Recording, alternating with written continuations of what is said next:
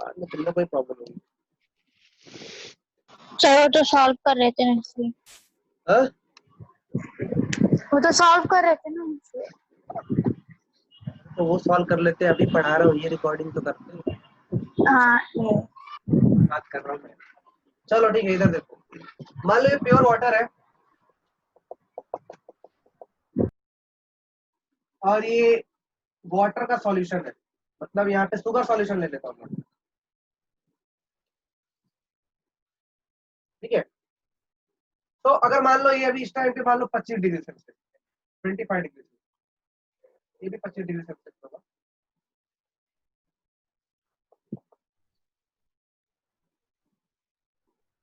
अच्छा, आपको पता है कि अगर ये 25 डिग्री सेल्सियस पे है, इसमें से वेपर प्रेशर 25 डिग्री सेल्सियस पे ज्यादा किसका होगा? सॉल्यूशन प्योर का, वाटर। Pure water, water. ठीक है, प्योर वाटर का वेपर प्रेशर ज्यादा होगा, ठीक है। तो अगर मैं मान लो मैं एक टेबल ले लेता हूँ थोड़ा सा कंपैरिजन के लिए। अगर ये 25 पे है, देखो मैं टेम्परेचर लिखते जा रहा हूँ, अगर 25 डिग्री सेल्सियस पे है तो P1 नॉट और P, ये एक टेबल ले लेता हूँ मैं, ये यहाँ पे टेम्परेचर लिख देता हूँ। देखो टेम्परेचर ले रहा हूँ और प्रेशर ले रहा हूँ, मान लो 25 डिग्री सेल्सियस है, तो 25 डिग्री सेल्सियस मान लो इसका प्रेशर जो है वो है कुछ ऐसा ले लेते हैं 0.3 ले लेते हैं, चलो 0.3 atm ले लेते हैं, ठीक है। तो अगर P1 नॉट 0.3 atm होगा तो P उससे कम ही होगा, हाँ ठीक है। इसको मान लो मैं 0.2 atm ले लेता हूँ।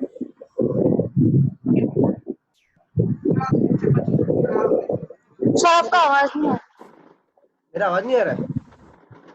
रहा भी है तब नहीं आ रहा। हाँ, आज बहुत दूर रखा मैंने लैपटॉप को, ठीक है। तो मान लो ऐसे, मान लो 40 डिग्री सेल्सियस पे ले लिया मैंने, दिख तो रहा है ना 40 डिग्री सेल्सियस।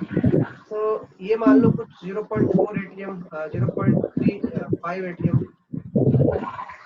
एटीएम नहीं लिख रहा हूँ, 0.35 लिख रहा हूँ, और ये हो जाएगा 0.3। ऐसे ग्राफ लेते जाओ, मान लो और टेम्परेचर लेते जाओ। अच्छा एक बात बताओ, मैं क्या कर रहा हूँ, इसका टेम्परेचर बढ़ाते जा रहा हूँ, ठीक है। तो वेपर प्रेशर क्या हो रहा है, बढ़ रहा है ना, हाँ ठीक है। देखो मैं इसका टेम्परेचर बढ़ाते बढ़ाते जब 100 पे लेके जाऊंगा, इसको 100 पे लेके जाऊंगा, तो इसका वेपर प्रेशर कितना हो जाएगा? 760 760 mmHg, मतलब 1 atm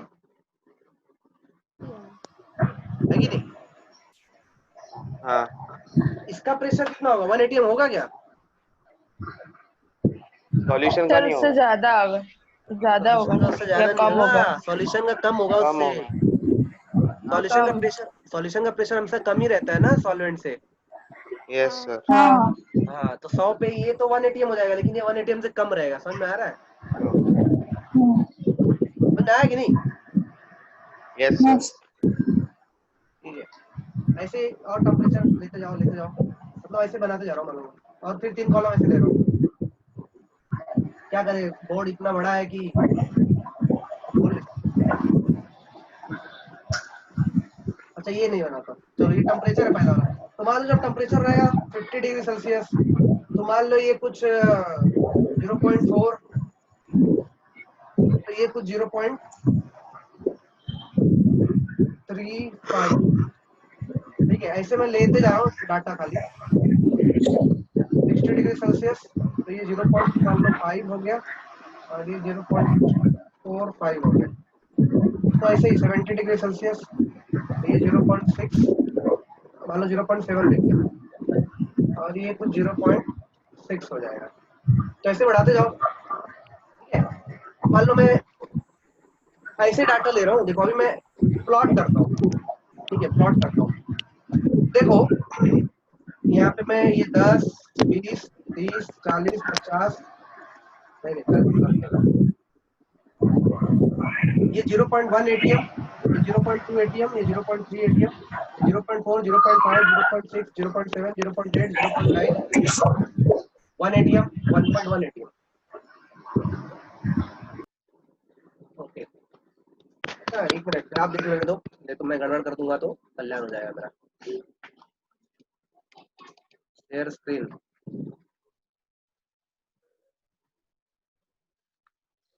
आपको स्क्रीन दिख ही रहा होगा, है ना?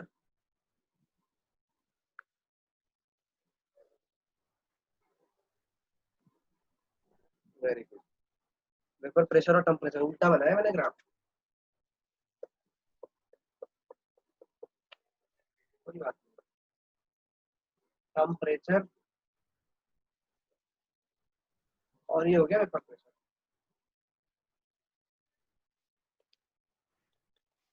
तो यहाँ देखो, अब वेपर प्रेशर जो है मैं ले लेता हूँ यहाँ पे, टेम्परेचर थोड़ा अलग हो जाएगा, थोड़ा ये नीचे वाला जगह कम पड़ रहा है।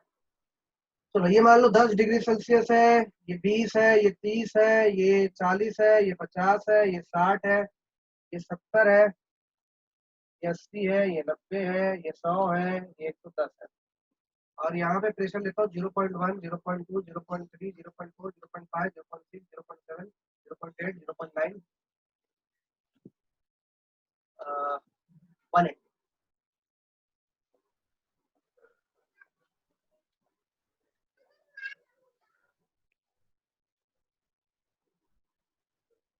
तो इतना तो समझ में आ ही रहा होगा। मैं मान लो अभी देखो सॉल्वेंट का ग्राफ बनाता हूँ, सॉल्वेंट का, ये सॉल्वेंट का ग्राफ है, ठीक है। 25 डिग्री सेल्सियस पे प्रेशर कितना है सॉल्वेंट का? अरे रुको एक मिनट, बोर्ड पे देखो, सॉल्वेंट। बोर्ड पे देखो, बोर्ड अब आ गया ना बोर्ड? हाँ सर। हाँ, तो देखो 0.2। 25 डिग्री सेल्सियस में प्रेशर कितना है? 0.3 atm सॉल्वेंट का। सॉल्वेंट का हाँ ग्राफ बनाने जा रहा हूँ मैं।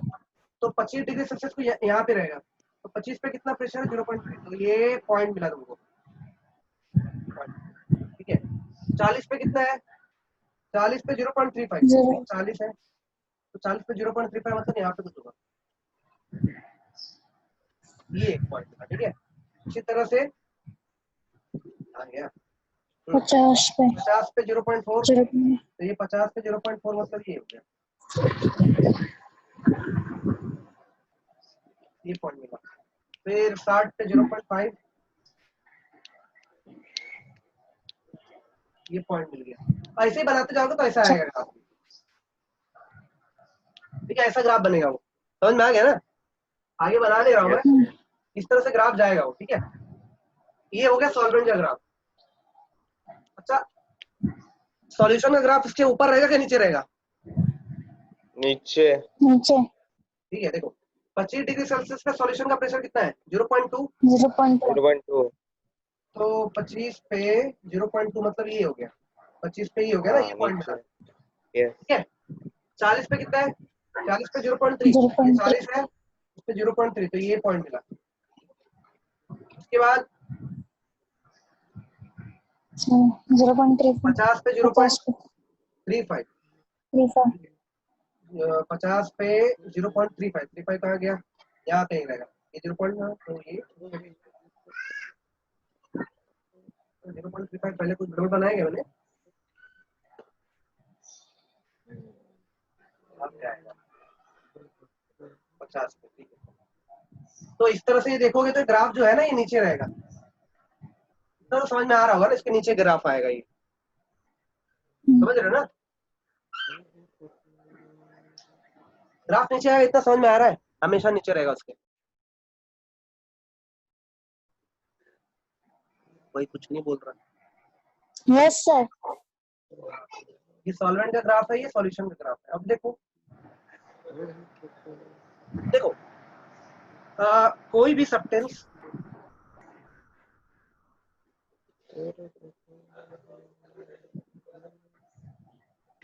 थोड़ा आगे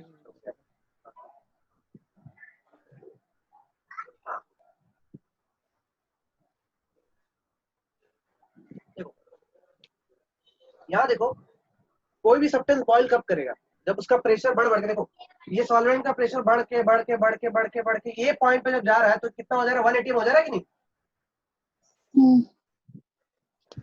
ठीक है। तो जब ये सॉल्वेंट 1 atm पे पहुंच रहा है प्रेशर इसका, तो उस टाइम पे टेम्परेचर कितना है? जब प्रेशर 1 atm है तो टेम्परेचर कितना है? 100 है, 100 ठीक है। अच्छा, जब इसका प्रेशर 1 atm पहुंचेगा तब ये भी बॉइल करेगा, तो अभी देखो हाँ। ये 180 पे पहुंचेगा, ये जा रहा है, ये यहाँ पे पहुंचेगा 180 पे, ठीक है। तो अब जब ये प्रेशर 100 से 180 यहाँ ज्यादा पर हो, आएगा तो टेम्परेचर कितना आएगा, ये टेम्परेचर कुछ है, तो 110 100 के से ऊपर तो ज्यादा। दिखाई दे रहा है ना। सर लेकिन ये तो 100 से ज्यादा है ना। तो 100 से ज्यादा ही रहना चाहिए ना। सॉल्यूशन का सॉल्यूशन। टेम्परेचर क्या होता है, सॉल्यूशन का बॉइलिंग पॉइंट ज्यादा होता है कि नहीं होता है? हाँ सर। ध्यान दो। मैंने यहाँ वाला देखो, ये है सॉल्वेंट का ग्राफ, ठीक है। सॉल्वेंट का वेपर प्रेशर बढ़ रहा है, बढ़ते बढ़ते कितना हो गया, यहाँ पे आया तो 1 atm हो गया सॉल्वेंट का वेपर प्रेशर, इस पॉइंट पे 1 atm हो गया। तो जब इसका वेपर प्रेशर 1 atm हुआ उस टाइम पे टेम्परेचर कितना है इसका, 100 है। इसका मतलब क्या है कि इसका जब प्रेशर 1 atm होता है, यानी 1 atm होगा तभी बॉइल करेगा, तो 1 atm कहाँ पे हो रहा है, 100 पे हो रहा है, तो 100 पे बॉइल करेगा, ये समझ में आया। सॉल्यूशन देखो, सॉल्यूशन 1 atm के इक्वल कहाँ हो रहा है, यहाँ हो रहा है, हाँ, कहाँ बॉइल करेगा, 110 के ऊपर, समझ 110 आ रहा है। के ऊपर। Yes sir. आप बोले थे कि इसका ये कम रहेगा, क्या कम रहेगा, टेम्परेचर, सॉल्यूशन का टेम्परेचर कम रहेगा जब इसका 1 atm होगा सॉल्यूशन का तो। टेम्परेचर कम नहीं रहता है, बस सॉल्यूशन का वेपर प्रेशर कम रहता है हमेशा। अच्छा। हाँ आप देखो, सिंपल सी बात है, देखो 100 पे लेके जाओगे इसको, शुगर सॉल्यूशन को 100 डिग्री सेल्सियस पे ले जाओगे तो 1 atm होगा क्या, नहीं होगा ना। नहीं होगा। मतलब 100 के ऊपर लेके जाओगे तभी तो इसका 1 atm हो सकता है। हाँ सर। यस इसका सर। 1 atm कब होता है, इसका 1 atm 100 के ऊपर होता है। देखो ये 1 atm पे जब पहुंचा ये, तब इसका टेम्परेचर 100 के ऊपर है, यही बता रहे सिंपल सा, समझ में आ रहा है। तो जब 1 atm पे कोई भी 1 atm पे जब पहुंचता है तभी बॉइल करता है, समझ में आ रहा है ना। यस। कोई भी सब्सटेंस तभी बॉइल करेगा जब 1 atm पे पहुंच जाएगा, ठीक है। तो ये 1 atm पे 100 के ऊपर पहुंच रहा है, इतना समझ में आ गया। तो इसीलिए बॉइल करेगा 100 के ऊपर, ठीक है। आए ना। Yes sir. हाँ हाँ ठीक है। तो ये 100 के ऊपर मतलब हो सकता है, वो डिपेंड करता है। अभी देखो, अब ये देखो एक बात और, ये ग्राफ और नीचे भी हो सकता था, वो किस पे डिपेंड करता है, ये ग्राफ जितना ज्यादा तुम कॉन्सेंट्रेटेड सॉल्यूशन बनाओगे ग्राफ उतना नीचे आएगा, आएगा कि नहीं आएगा, क्योंकि वेपर प्रेशर और कम होता जाएगा। समझ में आ रहा है। हाँ। तो और नीचे भी आ सकता था ये ग्राफ, और नीचे आ सकता था। तो देखो अब यहाँ 1 atm यहाँ पे पहुंच रहा है, तो जितना तुम क्या कर रहे हो, कॉन्सेंट्रेटेड सॉल्यूशन बना रहे हो, उतना उसका बॉइलिंग पॉइंट बढ़ते जा रहा है कि नहीं बढ़ते जा रहा है, समझ में आ रहा है। Yes sir. ठीक है। तो जितना तुम उसको कॉन्सेंट्रेटेड सॉल्यूशन बनाओगे उतना ज्यादा उसका वेपर प्रेशर डाउन होगा, और उतना ज्यादा उसका बॉइलिंग पॉइंट बढ़ेगा, ठीक है। सो इससे ये समझ में आता है कि जितना ज्यादा सॉल्यूशन कॉन्सेंट्रेटेड होगा उसका बॉइलिंग पॉइंट उतना ज्यादा होगा, ठीक है। तो समझ में आ गया सबको। सर ये तो हम लोग शुगर का सॉल्यूशन लिए ना, हाँ हम ग्लूकोज का भी लिए थे, ग्लूकोज यूरिया वगैरह, ग्लूकोज लो यूरिया उसमें लो, भी सेम रहेगा। सेम रहेगा। हाँ, अगर मॉलिक्यूल उसका भी सेम रहेगा तो मतलब उसके, मतलब इसका बॉइलिंग पॉइंट अगर 110 है तो उसका बॉइलिंग पॉइंट 110 ही रहेगा यूरिया का। हाँ अगर मान लो 10 मॉलिक्यूल तुमने डाले हैं किसके, शुगर के, और वो बॉइलिंग पॉइंट दे रहा है 110 डिग्री सेल्सियस, ठीक है। तो 10 मॉलिक्यूल अगर तुम ग्लूकोज के डालोगे तो वो भी बॉइलिंग पॉइंट कितना देगा, 110 ही देगा, सेम। वही तो बोला था कल मैं तुमको कि जितना सर टेम्परेचर मतलब, एलिवेशन ऑफ बॉइलिंग पॉइंट यही है क्या? क्या बोल और रहे है हो, एलिवेशन ऑफ बॉइलिंग पॉइंट यही है क्या?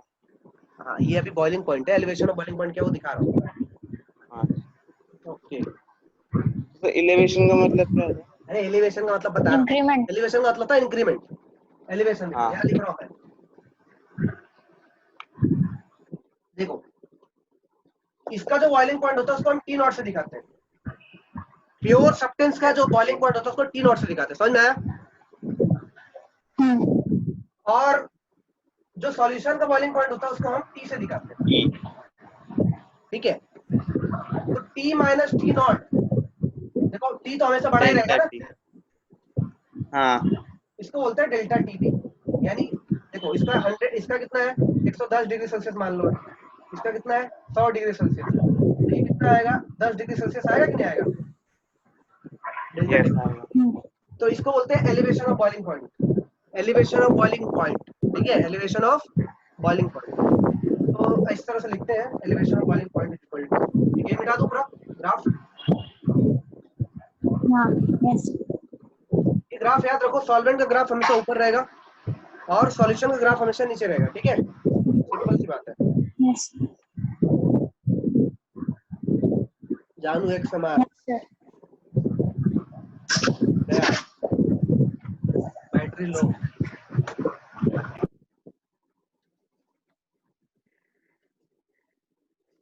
तो अभी ध्यान देना, बहुत अच्छे से ध्यान दो। देखो डेल्टा टीबी की वैल्यू उतना ज्यादा होगा जितना कॉन्सेंट्रेशन जितना ज्यादा बढ़ा होगा डेल्टा टीबी उतना ज्यादा होगा कि नहीं होगा? यस सर सॉल्यूशन का जितना ज्यादा कॉन्सेंट्रेशन होगा उतना ज्यादा उसका डेल्टा टीबी ज्यादा होगा, समझ में आ रहा है ना? हाँ हाँ ठीक है, इसका मतलब क्या है कि कॉन्सेंट्रेशन बढ़ेगा, सॉल्यूशन का कॉन्सेंट्रेशन बढ़ेगा तो डेल्टा तो टीबी की वैल्यू भी टेम्परेचर बढ़ेगी, ठीक है। हाँ लेकिन हर केस में डायरेक्टली प्रोपोर्शनल नहीं होगा। देखो कॉन्सेंट्रेशन बढ़ रहा है तो डेल्टा टीबी बढ़ रहा है, यस कॉन्सेंट्रेशन बढ़ रहा है तो डेल्टा टीबी बढ़ रहा है। अब देखो कॉन्सेंट्रेशन तो परसेंटेज बाय मास भी होता है, कॉन्सेंट्रेशन तो परसेंटेज बाय वॉल्यूम भी होता है, कॉन्सेंट्रेशन तो मोलारिटी भी होता है, कॉन्सेंट्रेशन तो मोलालिटी भी होता है, और कॉन्सेंट्रेशन तो मोल फ्रैक्शन भी होता है, सही है। यस सर इससे ये पता चलता है, देखो परसेंटेज बाय मास बढ़ेगा तो भी डेल्टा टीबी बढ़ेगा, परसेंटेज बाय वॉल्यूम बढ़ेगा तो भी डेल्टा टीबी बढ़ेगा, मोलारिटी बढ़ेगा तो भी डेल्टा टीबी बढ़ेगा। लेकिन हर केस में डायरेक्टली प्रोपोर्शनल नहीं होगा, सिर्फ इस केस में डायरेक्टली प्रोपोर्शनल होता है, मोलालिटी के केस में होता है, समझ में आ रहा है? हर केस में डायरेक्टली प्रोपोर्शनल नहीं होता। मैंने देखो याद है तुमको, एक चीज बढ़ रहा तो दूसरा चीज बढ़ रहा तो मतलब इसका मतलब है नहीं कि डायरेक्टली प्रोपोर्शनल है ना, बोला था लास्ट टाइम। हाँ हाँ हाँ हाँ हाँ, तो ये सब बढ़ेंगे तो वो भी बढ़ेगा, लेकिन हर केस में डायरेक्टली प्रोपोर्शनल नहीं रहेगा, सिर्फ मोलालिटी के केस में डायरेक्टली प्रोपोर्शनल। मतलब delta TB is directly proportional to the molality. ये देखा गया कि मोलालिटी तो बढ़ेगा, डेल्टा अगर पी मान को लो भी मोलालिटी डायरेक्टली डबल हो गया तो डेल्टा टीबी भी डबल हो जाएगा।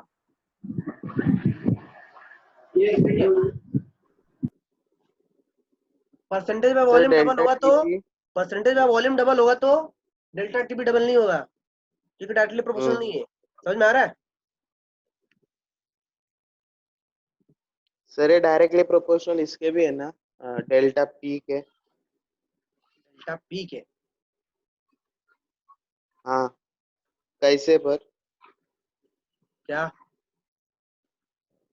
Delta T B directly proportional to delta P, delta कैसे पर? मैंने तो बोला नहीं डायरेक्टली प्रोपोर्शनल है करके। है यहाँ पे दिया है, पर कैसे वो बताओ।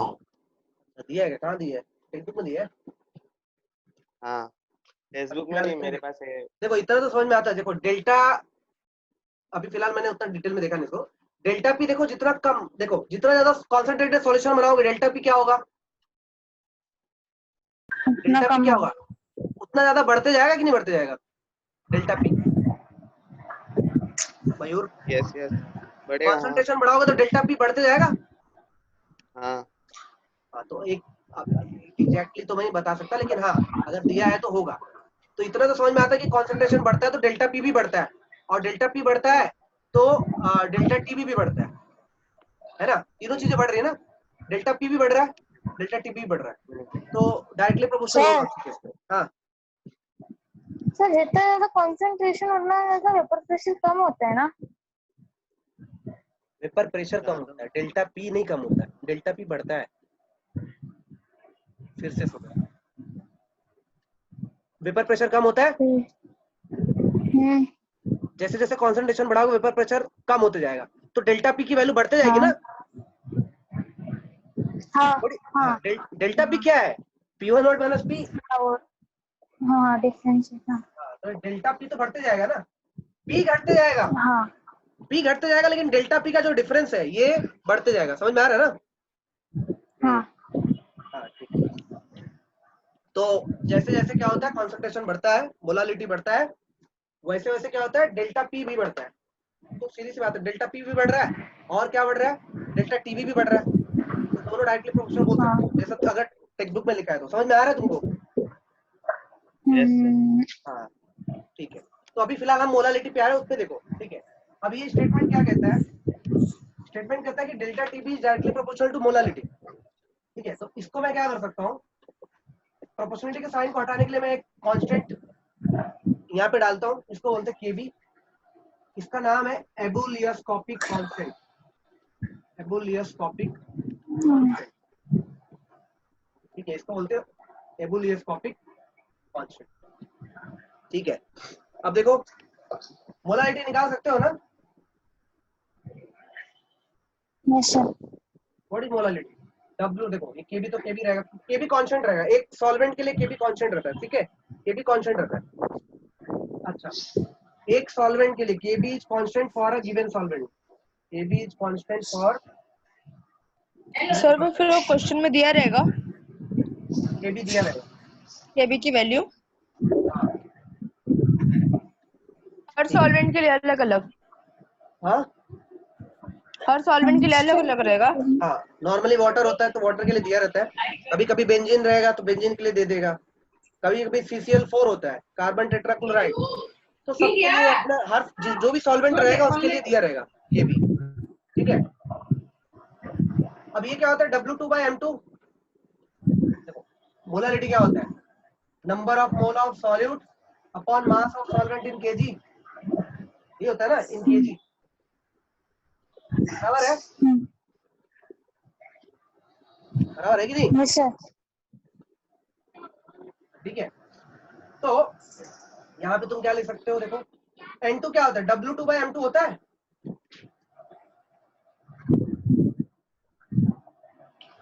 है कि नहीं?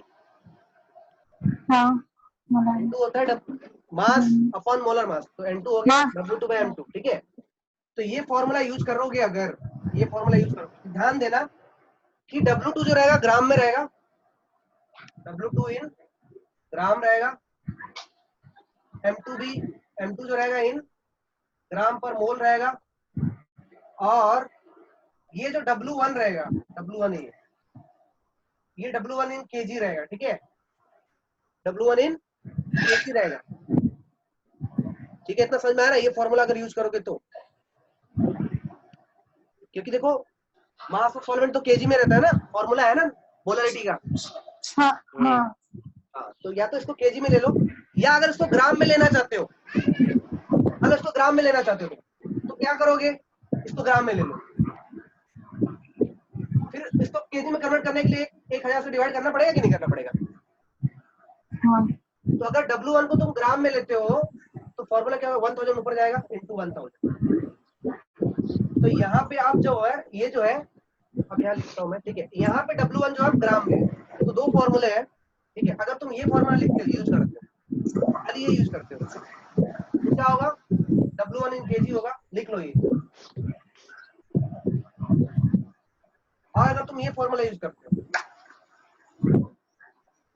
Delta TB equal to KB into W2 into 1000 upon U2 into W1, अगर ये तुम ये फॉर्मूला यूज करते हो तो सब ये जो होगा ग्राम में होगा, ग्राम, ये भी इन ग्राम, ये जो होगा इन ग्राम पर मोल, ठीक है। मैं तो यही यूज करता हूँ, डायरेक्ट पहले केजी में कन्वर्ट कर लेता हूँ, लेकिन तुम्हारी मर्जी है, तब ग्राम में लेना चाहोगे तो ये फॉर्मूला यूज कर सकते हो।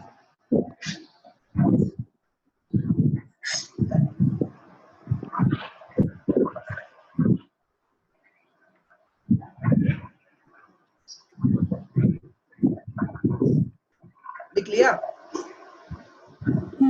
यस निहारिका? हाँ सर। तुमको समझ में आ रहा है क्या? हाँ सर। इसलिए कुछ बोल नहीं सकते। नुकसार को भी समझ में आ रहा लगता है। नुकसार तो बहुत क्वेश्चन पूछती है आजकल, नहीं पूछ रही है, अच्छी बात है, मत पूछो मत पूछो। ऑनलाइन में ज्यादा क्वेश्चन नहीं पूछना चाहिए। क्यों सर? ऑनलाइन में ज्यादा क्वेश्चन पूछोगे तो तुमको समझाते समझाते पक जाऊंगा मैं, लेकिन तुम्हारे सामने नहीं आएगा। क्या क्लास में रहते तो बहुत पूछते रहते थे ना, हर छोटी चीज पे डाउट आता था। तो चलो सर इधर भी आता है, इधर भी बस आता वो है क्या? डेटा का डर लगता है इसलिए। हाँ डेटा का डर लगता है इसलिए नहीं पूछते। डेटा का डर लगता है। चलो ये लिख लिया दोनों फॉर्मूला। Yes sir. बहुत गंदा लिखा मैंने। Yes sir. सर वो टेस्ट लेने से पहले एक दिन का थोड़ा याद देना पढ़ने से। हाँ सर। टेस्ट परसों तक हो जाएगा टेस्ट। मतलब हाँ कल सर। गैप है। परसों टेस्ट रहेगा। अच्छा तो कल गैप रहेगा ना सर। टॉपिक्स तो बताओगे ना फिर टेस्ट क्या के? पढ़ाया सब? ये टॉपिक है, जितना पढ़ा दिया उतना सब आएगा। चलो एलिवेशन ऑफ बॉइलिंग पॉइंट देखा। एलिवेशन ऑफ बॉइलिंग पॉइंट में एक चीज समझ में आया क्या, कि जितना ज्यादा डेल्टा टीबी, ये elevation of boiling point is directly proportional to molality, और delta TB is equal to KB into molality. ठीक है, और मोलालिटी को हम निकाल सकते हैं केबी W2 bye M2 into W1। ये फॉर्मूला यूज करोगे जब W1 क्या होगा, केजी में होगा, और ये फॉर्मूला यूज करोगे 100 ग्राम में। जब ये ग्राम में होगा W1। ये दोनों जरूरी है समझना। आगे अब देखेंगे depression of freezing point. Elevation of boiling point का ये हो गया, इतना काफी है। दूसरा है depression in freezing point.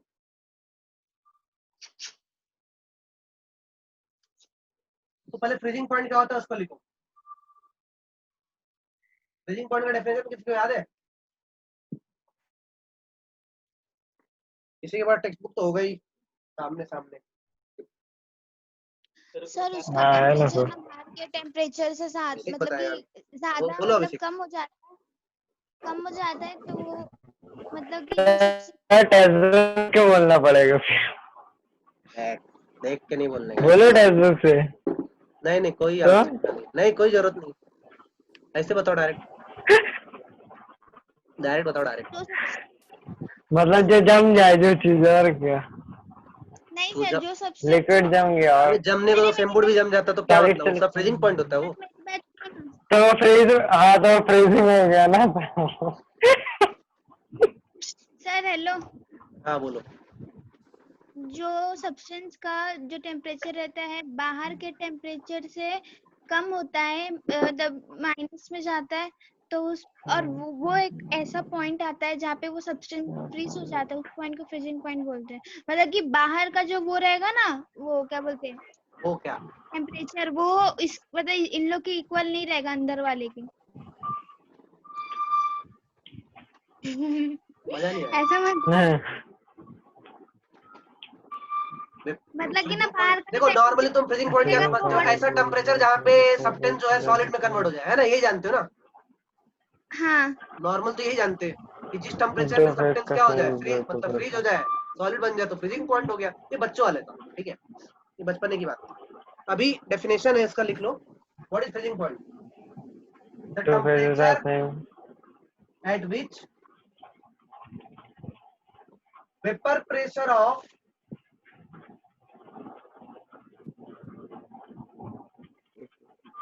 liquid या सब्सटेंस, लिक्विड सॉल्यूशन भी हो सकता है, लिक्विड, ठीक है, चलो liquid. Temperature at which vapor pressure of liquid becomes equal to solid vapor pressure of solid it's called freezing point of that liquid। बहुत लंबा हो गया, कुछ नहीं। फ्रीजिंग पॉइंट ऐसा टेम्परेचर है जहां पे vapour pressure of liquid becomes equal to vapour pressure of solid, ठीक है। सर वेपर प्रेशर के बाद ऑफ है क्या? वेपर प्रेशर ऑफ सॉलिड, ऊपर ऊपर ऊपर vapour pressure of liquid of हो गया बिकम्स हो गया। है। बिकम्स हो गया। 2 बार लिखे हो become. Oh, it's my fault. I know. I know नहीं, आंसर दो। कुछ नहीं होता, गलती निकालने बैठते हो। चलो ये हो गया, मिटा दूं? सर ये तो लिक्विड का फ्रीजिंग मतलब डेफिनेशन है। Freezing एक्चुअल डेफिनेशन क्या होता है? किसका? ये तो लिक्विड का हुआ ना, कि लिक्विड को कैसे डेफिनेशन करेंगे? अबे तो freezing फ्रीज point कौन उसका करता है? ये लिक्विड तो फ्रीज होता है। लिक्विड या सॉल्यूशन, देखो सॉल्यूशन भी लिक्विड ही होता है, हाँ। ठीक है? तो फ्रीज कौन होगा? लिक्विड ही तो होगा। इसलिए फ्रीजिंग पॉइंट। मेल्टिंग पॉइंट किसका होता है? सॉलिड का होता है, ठीक है? और मेल्टिंग पॉइंट एक ही होता है। फ्रीजिंग पॉइंट किसका होगा? लिक्विड का ही होगा ना फ्रीजिंग पॉइंट। हाँ हाँ हाँ। हाँ। तो फ्रीजिंग पॉइंट क्या है? It is the temperature at which vapour pressure of liquid becomes equal to vapour pressure of the solid, ठीक है? हाँ। ठीक है, इसका मीनिंग क्या है? देखो जम जाना। मिटाओगे इसको? अभी देखो मिटा थोड़ी दो, देर में मिटा बंद हो जाएगा, 6 मिनट में बंद हो जाएगा। अभी कितने मिनट में? 6 ये लिख लिया होगा सबने, अपने बुक में देख लेना। देखो अभी मैं समझा रहा हूँ। अभी देखो बॉइलिंग पॉइंट को कैसे समझाया था मैंने, ठीक है? उसी तरह से इसको समझाने जा रहा हूँ मैं। मान लो ये बर्फ लिया मैंने, बर्फ मतलब आइस। तो आपको पता है ना सॉलिड, अभी आइस है, प्योर आइस है। मतलब प्योर वाटर का ही प्योर आइस ना? हाँ, प्योर वाटर का प्योर आइस होगा ना, ठीक है? चलो अच्छा मान लो ये आइस जो है -50 डिग्री सेल्सियस पे है, ठीक है? तो -50 सर? हाँ -50 पे आइस हो सकता है ना, -50 पे नहीं हो सकता? हो सकते हैं। होता है, ठीक है? सो मान लो आइस -50 डिग्री सेल्सियस पे है, तो क्या होगा? देखो तुम टेम्परेचर बढ़ाओगे तो क्या होगा? टेम्परेचर बढ़ाओगे तो क्या होगा? पिघलेगा। सर थोड़ी देर जमा रहेगा और ज्यादा कम करोगे तो पिघलेगा। मेल्ट होने लगे। अच्छा मैं मान लो -50 से लेके आ गया -20 पे, तो पिघल जाएगा? नहीं नहीं, इतना नहीं, इतना जल्दी नहीं, 900 नहीं पिघलेगा ना? इतना जल्दी पिघल नहीं। नहीं। उसका मेल्टिंग पॉइंट पिघलेगा नहीं, आएगा लेकिन तब वेपर तो पिघलेगा। बनाएगा वो। मालूम है आपको सॉलिड भी वेपर बनाता है, हाँ। पता है आप लोग को? नहीं। पहले एक बात जान लो, चाहे हो सॉलिड चाहे हो लिक्विड, ठीक है? वो हर एक टेम्परेचर पे वेपर बनाता ही है। समझ में आ रहा है ये बात? हाँ। जैसे मान लो ये सॉलिड है ना, तो ये सॉलिड अगर -50 पे रहेगा तो भी कुछ ना कुछ वेपर बनाएगा। तो उसको ढको पहले। तो सॉलिड या लिक्विड किसी भी टेम्परेचर पर रहता है, वेपर तो हमेशा बनाता है, ये बात जान लो पहले, ठीक है? और देखो जब इसको -50 से, मतलब देखो मान लो ये -50 है, मैं यहाँ से लेता हूँ, ये -50 है, मान लो -50 से स्टार्ट करता हूँ, फिर -60, ऐसे करते करते करते मान लो 0 डिग्री सेल्सियस पहुंच गए, फिर 10 डिग्री सेल्सियस, फिर 20 डिग्री सेल्सियस, फिर 30 डिग्री सेल्सियस, फिर 40, फिर 50।